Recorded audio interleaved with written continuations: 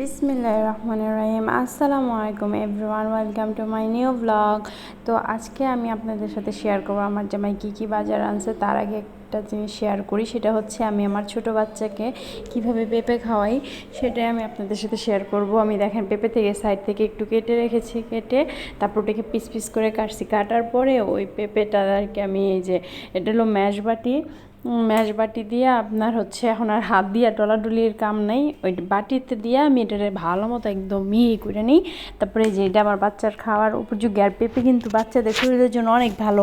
আপনারাও আপনাদের বাচ্চাকে এটা ট্রাই করে দেখতে পারেন। আমার বাচ্চা এটা খুব পছন্দ করে। তারপর জামাই দিয়ে দেখেন কতগুলো আম লয়ে আসছে। বাবারে বাবা, আমার জামাই যে এত খাইতে পারে আম, খালি আমার জামাই না, আমিও কিন্তু খাইতে পারি। আর আমের দিনে সে আম আনবে, এই যেরকম ঝুড়ি ভর্তি।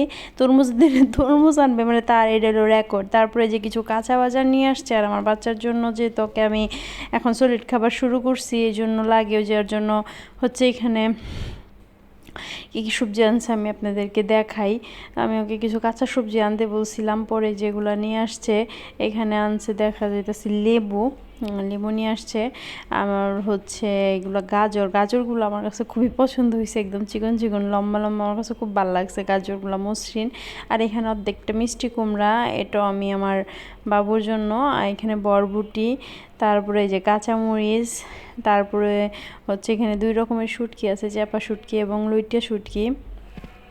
দেন তারপরে এদিকে হচ্ছে আপেল, এগুলো হচ্ছে পিচ্ছির জন্য। আপাতত অল্প করে আপেল আনছে, কারণ ও এর আগে আপেল ওকে রান্না করে খাওয়াইছিলাম, মানে ম্যাশ করে, ও খাইতে চায় নাই। তারপরে আবারও আনাইছি যে মিষ্টি দেখি, ওইটা টক ভাবছিল। তারপরে আমি ভাবছি যে ওইটা নিয়ে আসো দেখি। তারপরে আমি আবার এই যে আমার বাচ্চার জন্য একটু খিচুড়ি রান্না করতেছিলাম।